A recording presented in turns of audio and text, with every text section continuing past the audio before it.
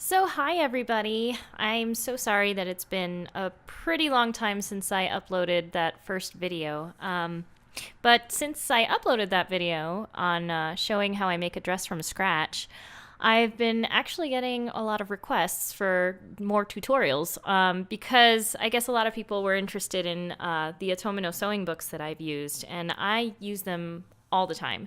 Um, so totally realize that these books are pretty intimidating if you've never done pattern drafting before, and there's like all these numbers and there's a lot of Japanese. So unless you read Japanese, which you don't actually need to read Japanese to do this, so I guess that's why I wanted to do these videos or these tutorials, was to show you that you don't need to read Japanese. So I should probably tell you though that you should probably have a pretty good knowledge of patterns and sewing.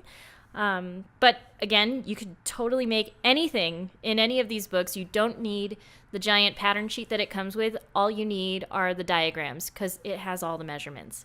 If you're a beginner, these books are a great way to start, and I can just show you some little tricks that a more experienced pattern drafter would just know how to do, and then you will know how to do them as well. Moving on, really all you need for doing all these things is you just need the right tools and a little know-how.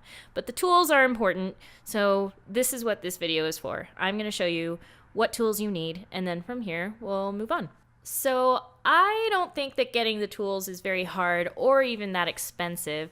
And if you're going to be making more of your own Lolita clothes or just pattern drafting clothing patterns in general, they're a really great investment for you to get. So the first thing that you're going to need are rulers, obviously, rulers. So you need, the ones that I use there are four of them that I use personally. There's an L square ruler, a hip curve ruler, an armhole ruler, and I also use two transparent graph rulers. I have one in metric and I also have one in English or imperial.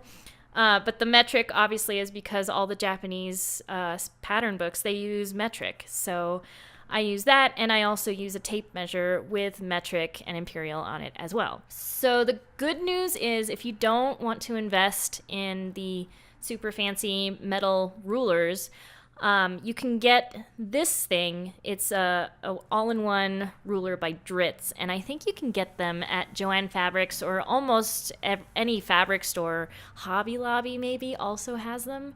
I get most of my stuff online, so you can definitely find it online. They also have sets that you can buy that are plastic sets on Amazon for like $25 or something like that. Or the only thing I noticed that they didn't have with the plastic sets are an L square ruler. And to be honest, I think the L square ruler really comes in handy.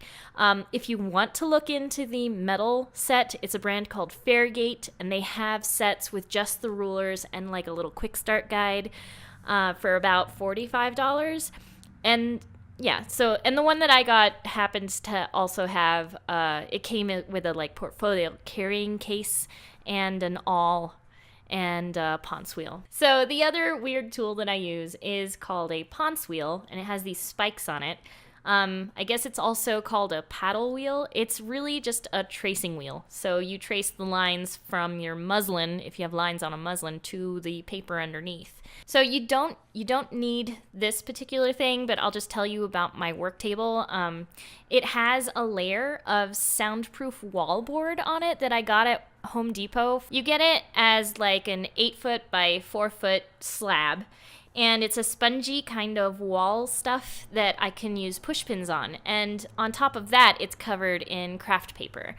Yeah, but again, you don't need this. I got this idea when I was briefly at the Santa Fe Opera costume shop for an apprenticeship like a couple years ago now, and all their work tables are covered like that. So I thought it was a really, really great idea. And if I ever needed to replace the craft paper, I could just tear it all off and put new craft paper on. So yeah, and again, so you're gonna need also an awl. And of course, lots of pencils and markers. I use Sharpies. I think Sharpies are best. I guess I am biased a little bit. And also, don't forget erasers. I use them all the time. So for paper, I use 3 different kinds. and mostly I use this white banner paper that I buy at Staples and then Duck Brand craft paper. They're both 30 inches wide. The banner paper is 52 feet long, so 30 inches wide and 52 feet long. That's a lot of paper.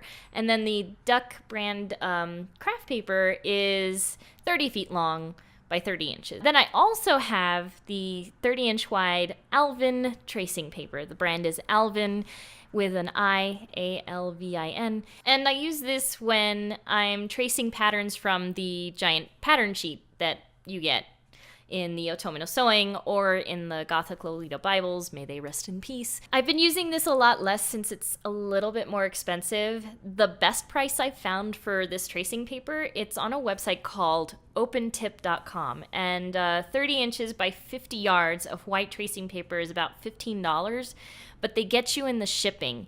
So one roll, if you're buying one roll, is $14 of just shipping plus the $15 for the roll itself. So usually I have bought in the past like 3 or more rolls at a time because it only adds 50 more cents to the shipping.